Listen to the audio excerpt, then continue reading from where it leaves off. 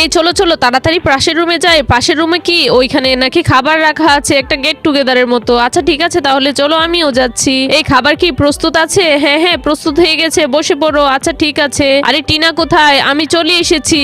আরে ওকে কে চেনা চেনা মনে হচ্ছে। একবার আমার প্লেটটা হাত থেকে পড়ে ভেঙে গিয়েছিল আর ও আমাকে নিয়ে খুব মজা করেছিল। আমি তো ইচ্ছে করে ভাঙিনি, তার সবগুলো কাজ আমাকে উঠাতে হয়েছিল। উঠাও ওঠাও, এটা তোমারই কাজ। এখনো উঠিয়ে দিচ্ছি, দাঁড়াও মাহি, আমি এখনো আগের মতো নেই, আমি ভালো হয়ে গেছি। তুমি কখনোই ভালো হতে পারো না। কি হয়েছে? কিছু না, আমি এখন খাবো না। আরে ও কোথায় যাচ্ছে? ও কেন খেলো না? আমার তো মন খারাপ লাগছে। ও তো আমাকে ক্ষমা করে দিলে পারে। মাহি হাই, আমি এসেছি। কেন এসেছো? দেখো তোমার জন্য আমাদের একটা লঙ্কা সস নিয়ে এসেছি, এটা আমাদের গ্রামের খুবই বিখ্যাত। প্লিজ মাহি আমাকে ক্ষমা করো। আচ্ছা ঠিক আছে, চেষ্টা করব। আরে মাহি করে দাও। মাহি আমাকে ক্ষমা করে দিয়েছে। হাই গাইস, চলো আমরা একসাথে এবার মজা করব।